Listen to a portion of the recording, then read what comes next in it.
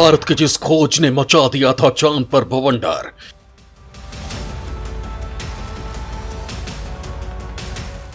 इसरो के जिस खोज ने हिला दी थी नासा की चूलें, अब चीन ने भी इसरो की उसी खोज को कर डाला है सलाम।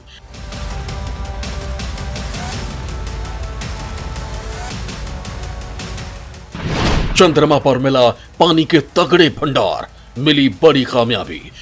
दोस्तों, चीन और अमेरिका भले ये सोचकर खुश होते हैं कि चांद पर उन्होंने तगड़े झंडे गाड़े हैं, लेकिन 2008 में जिस चंद्रयान मिशन ने चांद पर पानी की खोज करके भौकाल मचाया था, उस पर पहले नासा और अब चीन की खोज ने भी मुहर लगा दी है।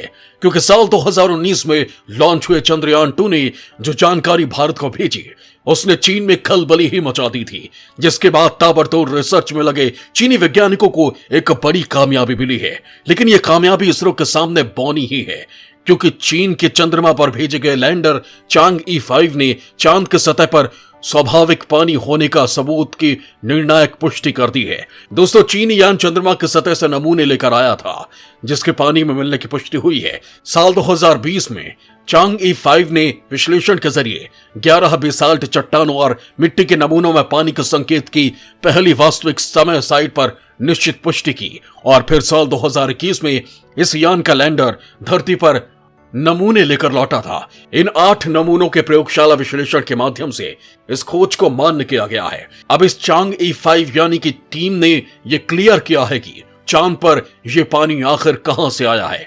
नेचर कम्युनिकेशंस में छपी रिपोर्ट के मुताबिक चीनी विज्ञान अकादमी के वैज्ञानिकों ने कहा है कि चांद से धरती पर लाए गए नमूनों के प्रयोगशाला में विश्लेषण से चांद के नमूनों में पानी की मौजूदगी मिली है। साथ ही इसके रूप और मात्रा की जांच की गई है।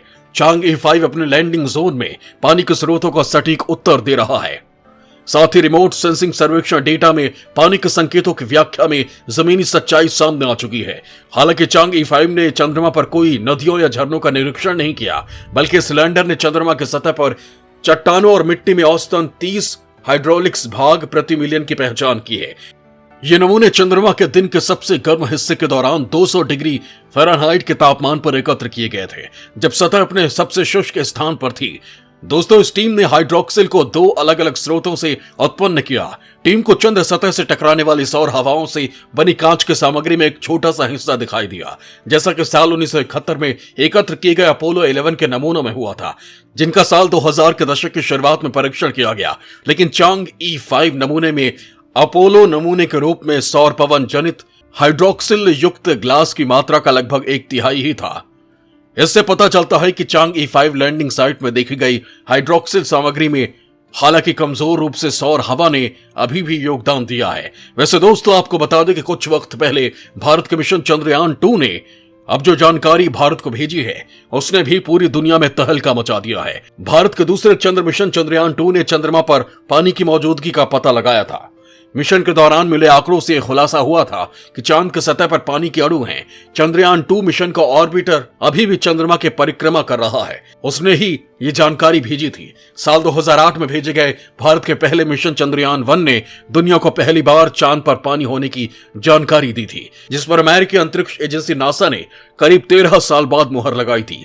और अब चंद्रयान 2 का ऑर्बिटर चांद के चारों ओर परिक्रमा करते हुए बेहद क्रांतिकारी और नई खोजें कर रहा है। ऑर्बिटर से चांद की सतह पर हाइड्रोक्सिल और पानी के अणुओं का पता चला है।